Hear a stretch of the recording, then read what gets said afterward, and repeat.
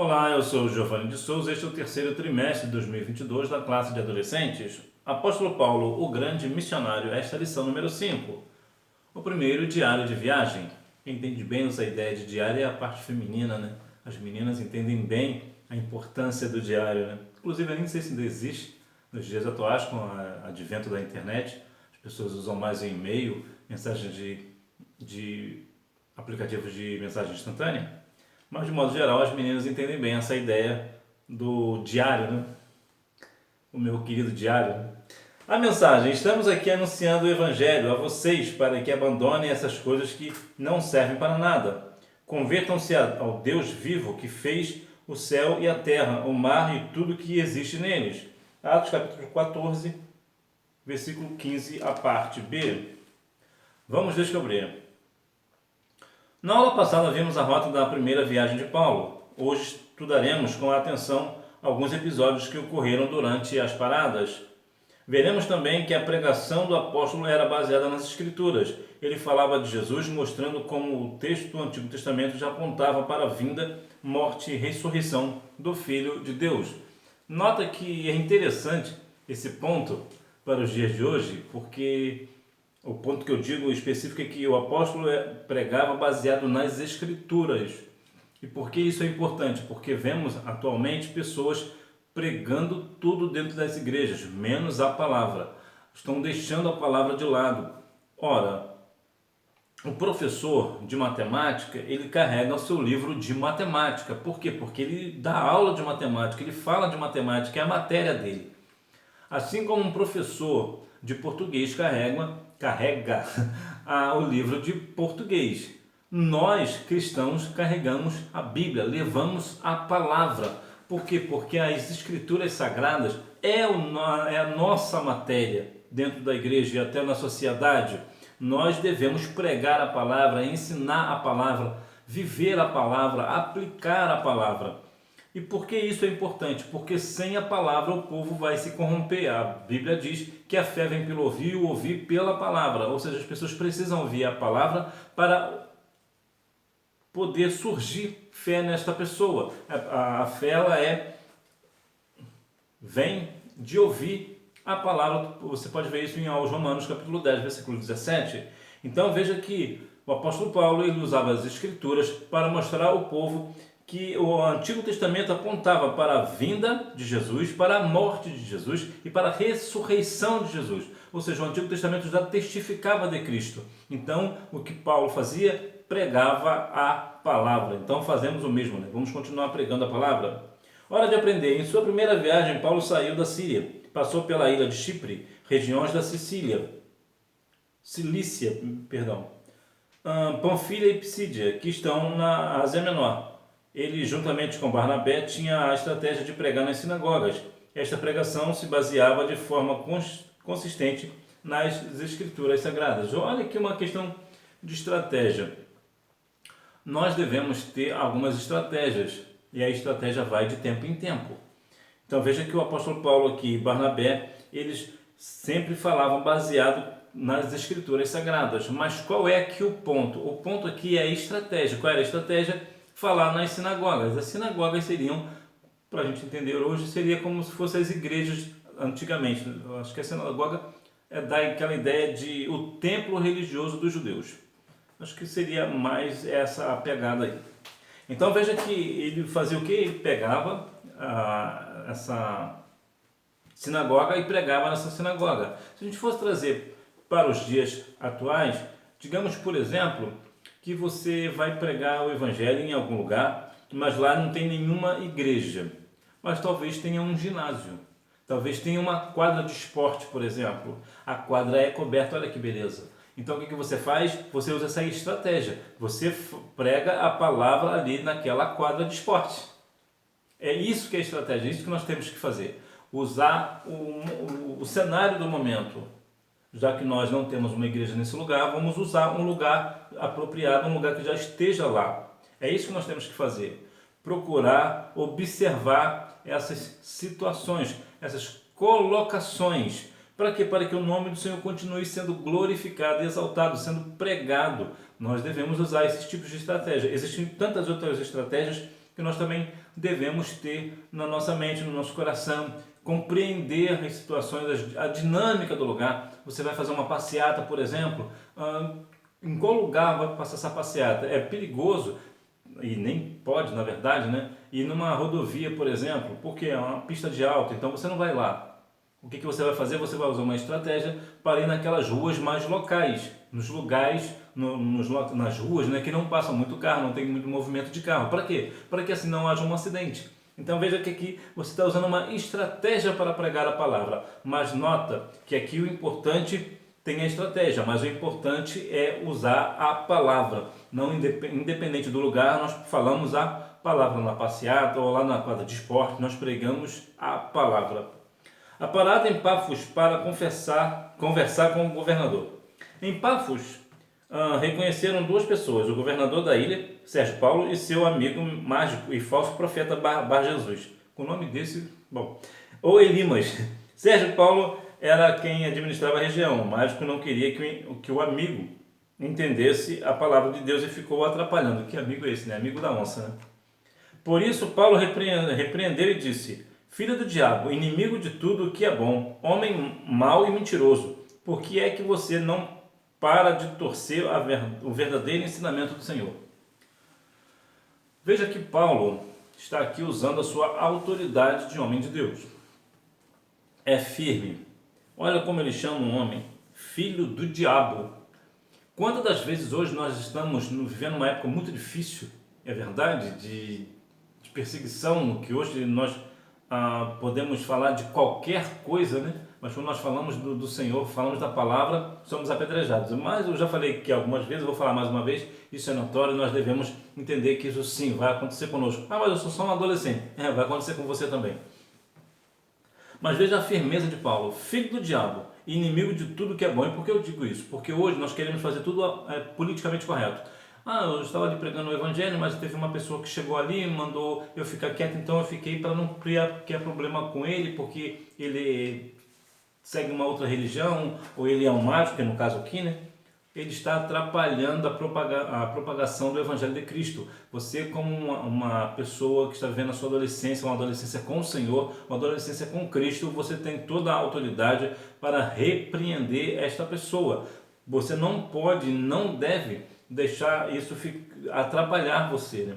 Como diz lá em Neemias capítulo 6, versículo 3, não posso descer porque estou fazendo uma grande obra. Ou seja, você não pode, nesse contexto de Neemias, você não pode descer, você não pode se mostrar. Vamos colocar aqui uma questão aqui inferior. Você tem que colocar a sua autoridade, que é, na verdade, a autoridade que vem do Senhor, que está sobre a sua vida, e repreender esse negócio, porque este mágico aqui era amigo da onça. Por quê? Porque quem tem um amigo desse não precisa nem de inimigo, né? O outro amigo lá está querendo ouvir a palavra e o outro está atrapalhando ele ouvir a palavra, porque não quer que as pessoas cheguem ao pleno conhecimento da verdade. Está cheio de pessoas hoje no mundo assim, que atrapalham as pessoas a ouvirem a palavra, mas nós devemos ser firmes no nosso propósito e continuar pregando a palavra, ainda que outras pessoas venham tentar nos parar, mas nós precisamos continuar firmes de pregar a palavra. A parada em Antioquia e Listra para explicar as Escrituras. Na sinagoga em Antioquia, então, Paulo pregou para que os judeus entendessem a promessa do Messias e que ele foi cumprida em Jesus. O apóstolo recontou a história do povo de Israel desde a saída do Egito. Explicou que, conforme as Escrituras, Jesus era descendente do rei Davi e demonstrou o significado da morte e ressurreição do Messias para perdoar os pecados. Então veja aqui que Paulo trouxe toda aqui uma história, todo aqui o cenário do Antigo Testamento, desde a época do povo lá no Egito, né, desde a saída do Egito, ele explicou, colocou cada ponto em seu devido lugar e por que isso é importante. Imagina, por exemplo, que você está pregando a palavra e você diz algo do tipo: quando nós saímos do Egito, ou melhor, quando nós não devemos voltar para o Egito. Quando uma pessoa nunca ouviu a expressão, nós entenderemos que nós não podemos voltar para o Egito, voltar para o mundo. Mas uma pessoa que não é cristã, por exemplo, pode te perguntar: você já esteve no Egito? Em qual cidade do Egito você foi? E por que ela vai fazer essa pergunta? Porque ela vai achar que de fato você está falando do país Egito. mas nós estamos usando o Egito na conotação simbólica, de dizer que o Egito simboliza o mundo. E por que isso é importante? Nós devemos colocar dessas pessoas claras, porque muitas das vezes o pregador, ou às vezes até uma pessoa que ensina, mas principalmente a pessoa que prega, ela prega a palavra com muita firmeza, com muita intrepidez, mas não explica. Então as pessoas não sabem, as pessoas que estão ouvindo, principalmente as pessoas que não são cristãs, não sabem o que está sendo tratado. E Paulo teve esse cuidado de trazer todo o cenário e explicar cada ponto, dizer, por exemplo, que Jesus era descendente do rei Davi, que demonstrou o significado da morte e ressurreição do Messias, para perdoar o pecado. Então as pessoas compreenderam de onde que Jesus veio, quem era Jesus e por que ele morreu e por que agora ele pode perdoar o pecado. Aliás, ele continua perdoando o pecado desde antes de morrer. Então veja que essa é uma das nossas atividades. Nós devemos deixar as coisas às claras. As pessoas fazer o evangelho simples e sério, né? O evangelho SS, né? Simples e sério. Nós devemos falar a palavra, mas pregar a palavra de uma forma que as pessoas entendam. Até porque muitas pessoas no nosso país não sabem nem ler, nem escrever, né? Então ainda mais compreender questões bíblicas. Então nós devemos trazer, olha, quando nós falamos do Egito, nos tempos bíblicos, nós estamos falando do Egito, de fato, o país. Mas quando nós falamos que hoje nós não devemos ir para o Egito, nós estamos falando do mundo. Então tem que explicar para quando você for pregar, as pessoas compreenderem completamente a mensagem. Então nós devemos ter esse cuidado de ensinar a palavra. Ah, mas todo mundo sabe disso. Não, todo mundo não sabe disso. Nós, muitas das vezes, né, pregadores, até professores, têm esse hábito de achar que todo mundo conhece, mas está aqui na igreja há tanto tempo, está na igreja há muito tempo, mas talvez não saiba. Então nós devemos colocar e explicar as coisas tintim por tintim, como diz o outro. A última fase da viagem. Será que eles desanimaram por conta da perseguição? Claro que não. Eles seguiram a viagem parando nos lugares onde já tinham passado na ida, para dar ânimo aos irmãos recém-convertidos. Será que você não está faltando passar naqueles lugares, naqueles seus amigos? Aquele seu amigo que de repente aceitou a Cristo, mas está de um pouco devagar, porque você não dá uma passadinha lá? Por que não chama ele para vir para a igreja? Vai lá, passa por lá. De modo geral, quando nós somos perseguidos por uma questão cristã, que fique claro, nós temos uma tendência de ficar triste. Poxa, eu estou fazendo tantas coisas para o Senhor, estou com o meu coração aberto, estou com sinceridade, estou sendo perseguido. Por que isso? Eu deixo de fazer isso, deixo de fazer aquilo para poder estar aqui, para poder fazer isso ou fazer aquilo, e as pessoas me perseguem? De modo geral, a tendência é que nós venhamos ficar tristes com essa situação. No entanto, nós não devemos nos desanimar. Muito pelo contrário, se há uma perseguição nesse ponto, porque você prega, porque você canta ao Senhor, porque você ensina a palavra, porque você tem a sua vida cristã e a pessoa está te perseguindo por conta disso, na verdade isso é um bom sinal. Isso quer dizer que de fato você está indo contra as questões do mundo, você está de fato seguindo o caminho do Senhor. Tanto é que está incomodando o mundo, que está esse mundo todo perdido aí, fazendo um monte de coisa errada. Então, nós devemos fazer o quê?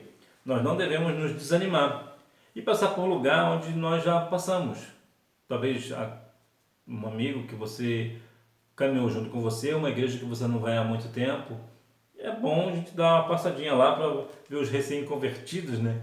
Conversar um pouco, trazer um pouco da sua experiência para eles, para assim eles tenham as suas vidas edificadas também, né? Então, não desanime por conta da perseguição, porque sim, ela virá, mesmo você sendo adolescente, sim, ela virá.